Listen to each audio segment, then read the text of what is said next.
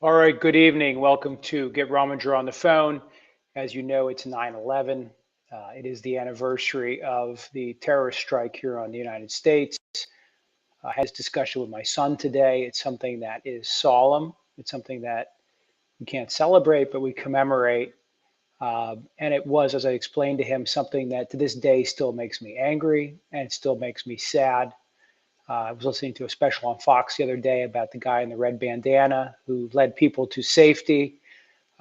He epitomizes the many heroes of that era. And I think it's important what we did and the message we sent to the world. A lot of you didn't like some of the foreign entanglements that resulted. Maybe the neocon in me was a little happier with some of that. I'm very upset about the way we ultimately got out of Afghanistan after all the blood and treasure we shed there. But I do want to take a moment and just say that we should never forget what happened on 9/11.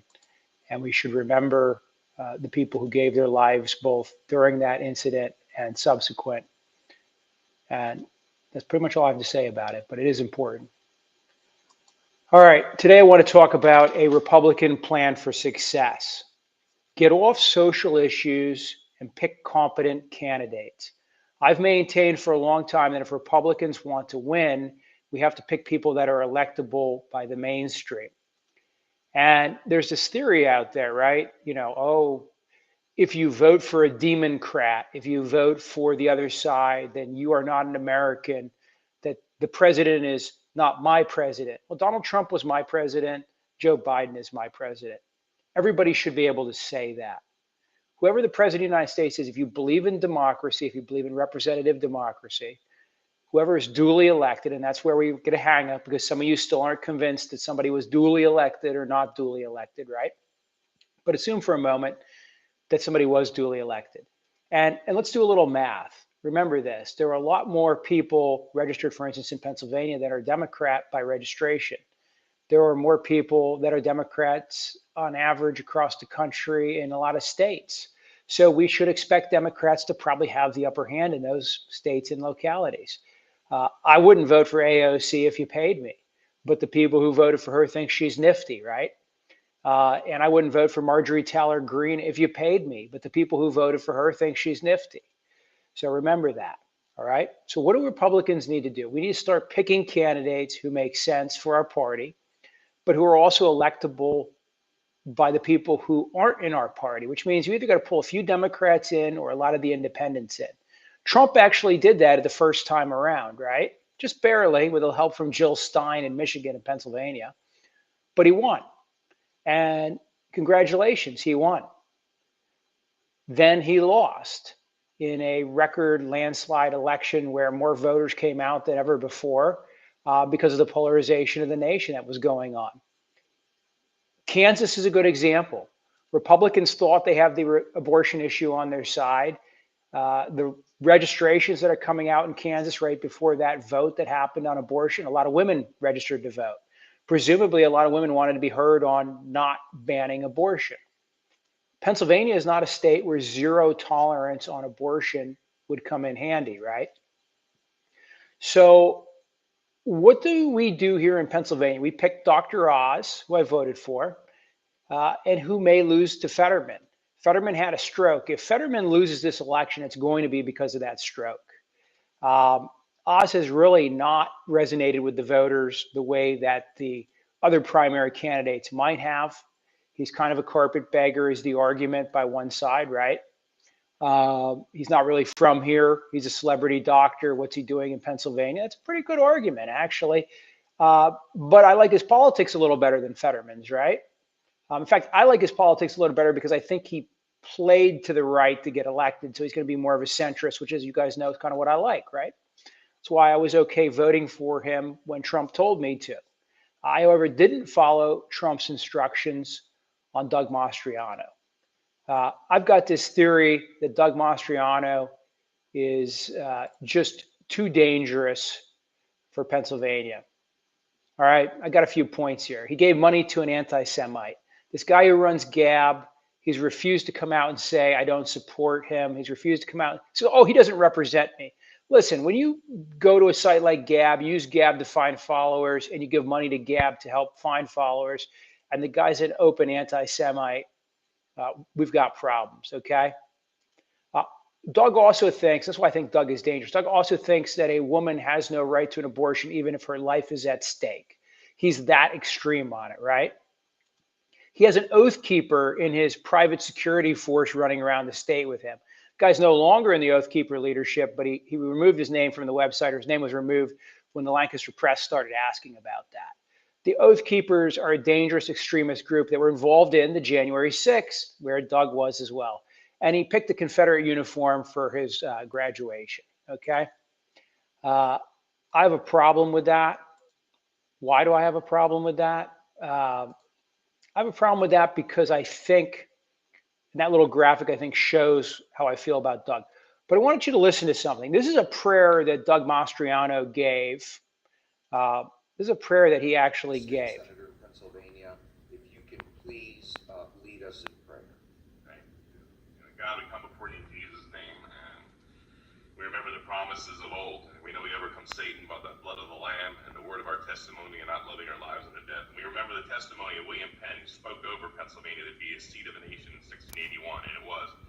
We remember 1776, our Declaration of Independence, speaking God's truth and word over what would become the United States of America. That promise here in Pennsylvania in 1863, a new birth of freedom, that all men can be free, spoken by Abraham Lincoln, right in Gettysburg here. And in 2001, while our nation was attacked by terrorists, a strong Christian man from Cranberry, New Jersey, Todd Beamer, said, "Let's roll." God, I ask you that you help us roll in these dark times, that we fear not the darkness, that we will seize our Esther and Gideon moments, that we will stand in a gap, that when you say, "Who shall I send?" we will say, "Send me," and not him or her. We will take responsibility for our republic and not waver in these days and try our souls. I know we're surrounded by wickedness and fear and dithering and inaction, but that's not our problem. Our problem is following your lead. I pray, God, we'll have the favor of Esther, the discernment of Daniel, the heart of David, the courage of Joshua, double portion of Elisha, the wisdom of Solomon, and that we will fight this good fight for freedom.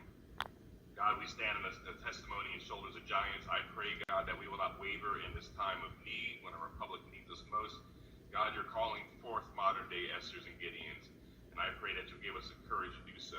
We think about, and now Aaron and hers as well, we think about our elected officials in Pennsylvania who've been weak and feckless, and we've handed over our power to a governor who disregards the freedoms of this republic. I pray that we'll take responsibility. We'll seize the power that we have given to us by the Constitution and as well by you, providentially. I pray for the leaders and also in the federal government, God, on the 6th of January, that they'll rise up with boldness. You'll bless these letters that President Trump asked me this morning to send to Mitch McConnell and Kevin McCarthy, outlining the fraud in Pennsylvania, and this will embolden them to stand firm and disregard what has happened in Pennsylvania until we have an investigation. God, we pray truth will go forth in victory, and that your truth will go marching on. In Jesus' name, amen. Now, do I have a problem with the fact that he's praying that he's a Christian? Absolutely not. What I have a problem with is that he's praying basically that the election fraud claims that were being falsely forwarded, that he was part of spearheading here in Pennsylvania, would somehow get God's divine providence to overrule the duly elected choice of Joe Biden from Pennsylvania. I think that shows where his heart is. Praying to God for help, for guidance is one thing. Praying on a false pretense that an election was unfair or somehow there was this massive fraud. Remember what happened with Trump when they tried to bring this massive fraud forward? There was a lawsuit here, and the judge said, "You brought me nothing." Rudy Giuliani was up in court. Well, that whole thing, that whole argument, no evidence has ever really been brought forward of massive fraud. My concern is, again, Doug Mastriano is just completely jaded. He was down there on January 6th. He's just a dangerous extremist kind of guy. I'm really concerned about his association with the Oath Keepers. And so I wanted to use Doug Mastriano as this example, right? Every week I say something about Doug loves your uterus more than you do to the ladies. Because, for instance, no exceptions for the life of a mother in abortion. How are you going to win that in Pennsylvania? How are we as Republicans going to run a candidate who says there shall be no exceptions for the life of a mother in the case of abortion, let alone rape or incest, right? I guess you guys can argue about that one. Oh, Carl, you know, even though it's a rape baby, that 12-year-old should bring it to term because that's God's will and that's whatever. And she'll be blessed, right? That's the theory I've heard forwarded by some of you. But when it comes to life of a mother, many religions say you've got to balance the two. And Doug's way out there on that. So my concern is that we don't have a Republican plan for success going forward. I think we already gave up the governorship of PA. Dr. Oz may yet pull it out, okay? But here's the lesson. If Dr. Oz wins, some of you are going to get the lesson like, oh, it was okay to pick him. It was a great idea. It's only going to be because Fetterman had a stroke, right? So we need to find candidates who represent conservatism. What is conservatism, by the way? Conservatism is keeping things roughly the same, right? It's not liberal, which is changing things, but conservatives are okay with some change over time. Conservatives like to conserve, no radical moves in governance. So for instance, the reversal of Roe v. Wade, while in some respects may meet a conservative value, is also a change in governance, which is an anti-conservative thing. Remember, they're guiding principles. There's no ideology for a conservative. So we need to stay with conservative candidates, but we need to stay with conservative candidates who straddle the mainstream well enough that people have a reasonable chance of winning. We got, I hope they debate. Yes, I hope there is a debate between Fetterman and Oz. I think that would be great to see where they both stand on certain issues, to see how they're going to handle things, what they're going to say. I'd be very excited to hear that, actually. Let's see what Sandy says. Fetterman's a horrific candidate. Oz must win, even though he's not a great candidate. Sandy, I agree. I think we're 100% on the same page on this one. My concern is really with ending up, here's a great one right here. They're all morons running for office at the moment. Well, Jesse, I don't know if you guys remember the intro for the Bob Durgan show, but there was a little quote from me that I actually used to play during the intro in the last few years when they redid the intro for the last couple of years. There was a quote from me saying, in a democracy, you get the government you deserve. And that's not actually my quote. That was me quoting somebody else. But I think Michael Parks or somebody clipped that out and put that in there. And I always loved that fact that made that, because I 100% believe that. In a democracy, you get the government you deserve, meaning you picked them. You get what you get. That's the one problem, by the way, in a democracy, right? We're always all on the losing end sooner or later, and we've got to live with the guy that everybody else picked. And that's where, again, pushing towards the mainstream, getting to the center. Let me explain something to you.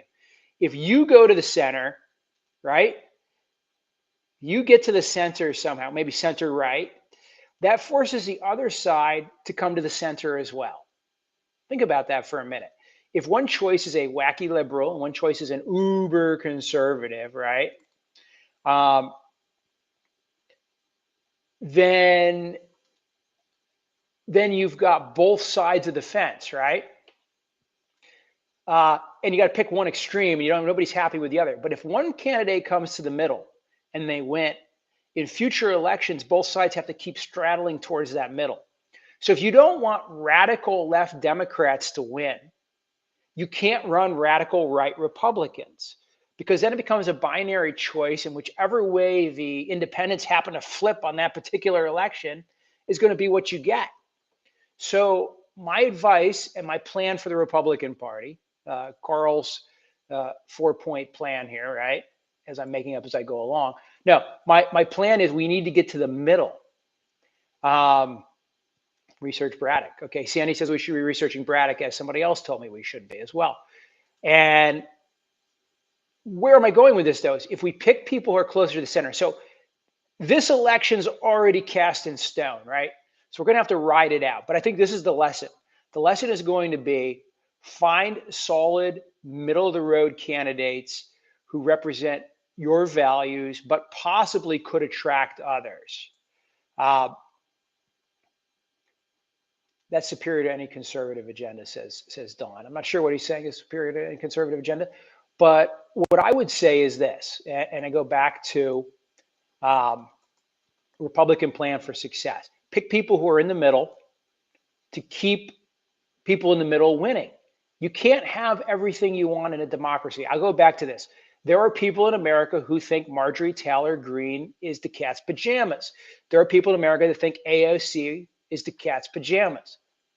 They're both right in a democracy, right? But only one of them wins. Now, because we have a representative democracy that breaks down by region and state in the way we do with 435 House seats and 100 senatorial seats, there's lots of room for variation in our elected representatives. This was something that the founders intended. They intended for that. And they intended for some push and pull. But we got to get off this. The other side is evil, okay? That the other side is trying to destroy America, because both sides believe that, okay? Some people on the left think that the Cook or Koch or however you say their name, you know, those evil Republican, uber Republicans are trying to destroy the world with a secret cabal of billions of dollars being spent. And people on the right think that George Soros, they're kind of like these twin towers, right? One side believes the other side's manipulating the world secretly through this cabal. Maybe they're both right. I don't know. But if they're both right, then you would think the yin and yang of the pull and the push would even out, right? So there are more billionaires with different agendas such that they probably do even out. The Perfect Gentleman, which was an Eddie Murphy movie back in the day, you remember, but Eddie Murphy sits down for lunch and they say, he got, you know, the aide's like, do you abortion for or against, guns for or against? And he's like, well, these are, and he said, no, it doesn't matter what side you're for. We'll find the money. I just need to know who I'm going to get the money from. And the point being, in American politics, there's always money, whatever side you take. There's always somebody to support that side. There's always a group, an advocacy group, a lobby, a think tank that's going to agree with you if you're a politician. So you just have to sort of sort that out based on what you think your electorate wants and where you think you really are.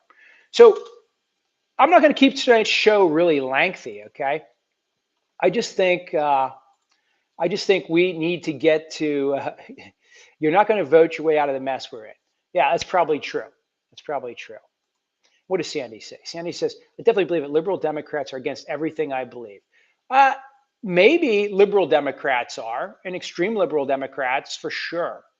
I don't think they're against everything you believe. I mean, does everybody? Let me ask a question of social trust, right? When you get on the highway in the morning and you drive down the road, are you expecting the other guy to try to crash into you? And the answer is no. And I think you can expect that even if you disagree with their version of America, they're not actually trying to destroy it. They could be terribly wrong about what's good for America. Diane says, we have a Republican House and Senate for a reason. The big city and voter fraud cancel out the rest of the state. Yeah, big city and voter fraud. Why is everybody always convinced there's fraud? So I'll give you an example in Pennsylvania. We have 500,000 more registered Democrats than Republicans. Wrap your brain around that for a minute. That means if all the Democrats show up and vote roughly Democrat and all the Republicans show up and vote roughly Republican, the state should usually go Democrat statewide. I mean, that's pretty much the math. It's not a fraud thing, okay? It's just that's the electorate. Now, how do Republicans get elected? Think Tom Ridge. Tom Ridge was the pro-choice Republican, right? He was a liberal Republican. How did Casey, as a Democrat, win? He was the anti-abortion Democrat, straddling the middle. In Pennsylvania, if you want to win statewide office, you got to straddle the middle. That's why Doug Mastriano, who I think is just downright dangerous for a lot of reasons, particularly the anti-Jewish thing, really disturbs me. And I don't know why it doesn't disturb some of you. Corbett, good example. Did PA cast more votes than people registered? I don't believe so, but if you have that evidence, I'd love to see it. I'd love to see it. So now, Dawn, don't be beating up on Sandy. I like Sandy. She's actually Sandy. I'm going to tell you, I'm going to count Mastriano out, but I respect your opinion on a lot of things, but I'm counting Mastriano out because he's too set on the abortion issue in a way that just doesn't work in Pennsylvania politics. He refuses to engage with the mainstream media, which is hurting him more than helping him. There are a lot of reasons why he's not going to win. Yeah, Sandy, you're right. We will see. Diana, you go Google it. I don't know if I have time to remain on while you try to find the evidence of the voter fraud. If you remember, Mark Scaringi, our local conservative attorney and radio host, right, on WHP, was up in Scranton or wherever the heck that was, up in the middle of the state with Rudy Giuliani, right? And what did the judge say? He said, if you want to overturn Pennsylvania voters' votes, that really requires some evidence. And you didn't bring me any evidence of fraud, any evidence of a problem. Judges, 60 some judges rejected those arguments. Many of them Trump appointed judges. Now, I guess there's some giant conspiracy of the deep state, right? Some giant conspiracy of the deep state to convince all these Trump appointed judges that there was no election fraud. Or maybe there was no evidence of it. By the way, I'll give you a great example of what's going on right now down in Florida, right?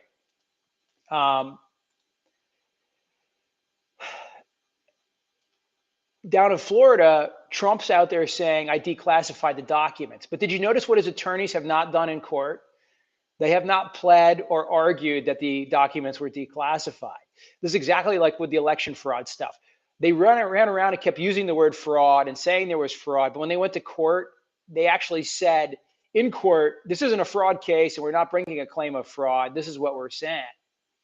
Because they didn't want to lie in court. It's okay to lie to the public. So notice that Trump's attorneys are not saying he declassified the documents to the judge because the attorneys don't want to get in trouble later that it wasn't declassified. So just pay careful attention with what people file and say in court, Republican or Democrat, versus what they say otherwise outside of court. When the two don't line up, that tells you something, because if you're saying it comfortably outside of court and it's truthful, you can say it comfortably inside court too. You can't get in trouble for telling the truth in court. When you're a politician or you're a lawyer talking political things, you can say whatever you want outside the courtroom to an extent. Inside the courtroom, you have to be a lot more careful. So I'm not going to go much longer, but this is my point for Republicans in the future. And I appreciate the debate you guys have going on right now. I'm going to tell you right now that the Senate is going to stay in Democratic hands because of the poor candidate quality. I'm with Mitch McConnell on this, okay? The House of Representatives is not going to pick up nearly as many seats as it should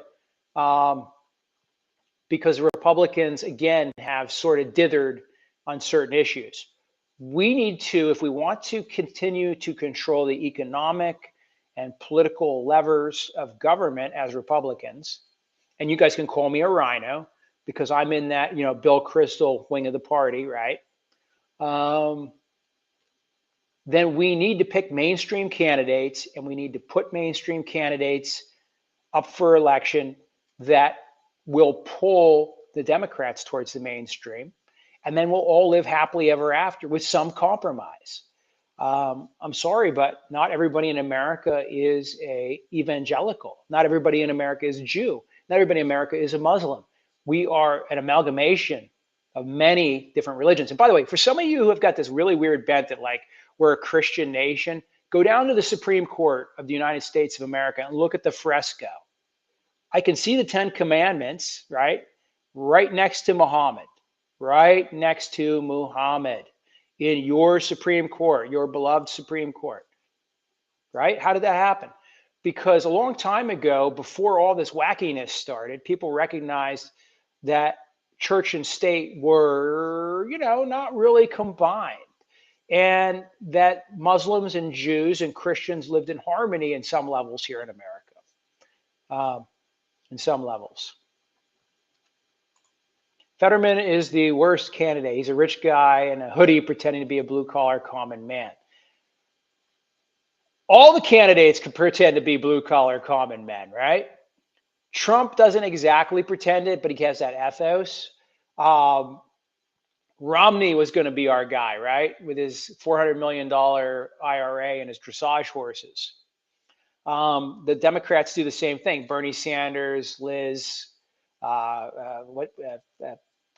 Trump's favorite, they all have money. Imagine that. In America, in order to be a politician, you have to have money. In fact, there's very few bootstrap stories in American politics because at the end of the day, you can't get to the Skull and Crossbones Club at the Yale University without the right mommy and the right daddy, which usually takes money.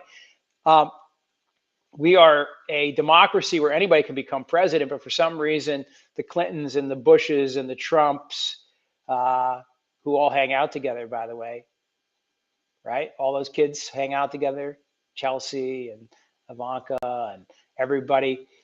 It's a club. It's an empire. All right. Don't be fooled by that. Yeah, Fetterman does pretend he doesn't. I don't disagree with that, but all the rich people play down how they live. They don't want you to know about what their lifestyles are really like. Listen, I went out with a woman one time, for a while, who had some connection to real wealth and knew several billionaires, and she used to laugh about how she's of course a Democrat. And she used to laugh about how, to me, you Republicans are so easily fooled by these rich guys who live a different lifestyle, and everybody thinks somehow that they're relatable when in fact they're really not. It's hard to describe, but understand this. Relatability is one thing, but actually relating to the common man, probably not true. Really wealthy people tend to assume that most people's lives are easier than they are. Really poor people also tend to assume that there's not as many wealthy people as there are. Everybody sort of sees the world through their own lens, so we're all guilty of that. I don't know how bad my lens is or isn't, because it's hard to get outside of it. But one thing that through my life, and back when I was representing clients, I used to say, I have no idea what a person's individual wealth is based on how they describe it. I had a guy in my office one time telling me he was making money hand over fist, and he had a $14 an hour job, and he lived in a trailer. Okay, and nothing wrong with that, but that was his version of the world. Was he was balling. He was a baller. I had another guy in my office one time complaining that they wouldn't appoint him a public defender because he was destitute. And then I found out that he and his wife were both software engineers pulling in a combined income of $400,000 a year.